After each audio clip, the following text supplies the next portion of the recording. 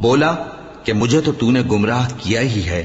میں بھی تیرے سیدھے رستے پر ان کو گمراہ کرنے کے لیے بیٹھوں گا،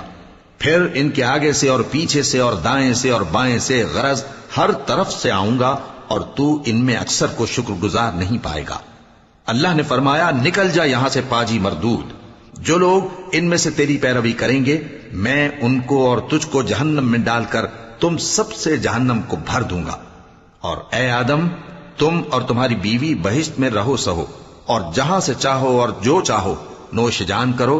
مگر اس درخت کے پاس نہ جانا ورنہ گناہگار ہو جاؤ گے۔ تو شیطان دونوں کو بہکانے لگا تاکہ ان کی شرمگاہیں جو ان سے پوشیدہ تھیں ان پر کھول دے، اور کہنے لگا کہ تم کو تمہارے پروردگار نے اس درخت سے صرف اس لیے منع کیا ہے کہ تم فرشتے نہ بن جاؤ یا ہمیشہ جیتے نہ رہو، اور ان سے قسم کھا کر کہا کہ میں تو تمہارا خیر خواہ ہوں۔ غرض مردود نے دھوکہ دے کر ان کو معصیت کی طرف کھینچ ہی لیا۔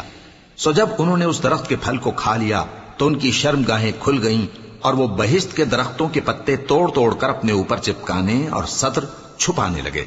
اور ان کے پروردگار نے ان کو پکارا کہ کیا میں نے تم کو اس درخت کے پاس جانے سے منع نہیں کیا تھا، اور جتا نہیں دیا تھا کہ شیطان تمہارا کھلم کھلا دشمن ہے؟